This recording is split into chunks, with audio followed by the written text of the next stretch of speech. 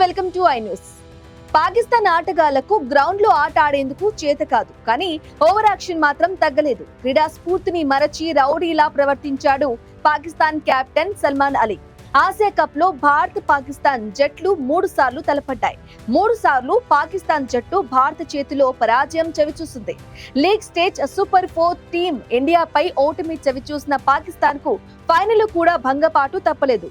దీంతో సల్మాన్ అలీ గ్రౌండ్ లో అసహనం వ్యక్తం చేశాడు. ఫైనల్ మ్యాచ్ ముగిసిన తర్వాత ACC chief, Pakistan cricket board chairman Mohsin Naqvi చేతుల మీదుగా రన్నర్ అప్ టీమ్స్ కు మెడల్స్ చెక్కు అందజేశాడు.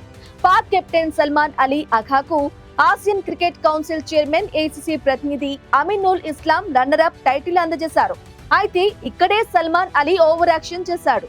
చెక్కు తీసుకున్న పాక్ కెప్టెన్ వెంటనే స్టేజ్ మీద నుంచి కిందకు విసిరేశాడు. అతని తీరుతో వేదికపై ఉన్నవారు షాక్ కు గురయ్యారు. ఇక మొహిన్ నఖ్వీ చేతుల మీదుగా టీమిండియా ఆసియా కప్ టైటిల్ అందుకోవడానికి ఇష్టపడకపోవడంతో సల్మాన్ ఇలా ప్రవర్తించినట్లు తెలుస్తుంది. ఆ తరువాత స్టేజ్ పై నుంచి కిందకు వస్తుండగా సల్మాన్ ను భారత ఫ్యాన్స్ గట్టిగా అరుస్తూ హేళన చేశారు.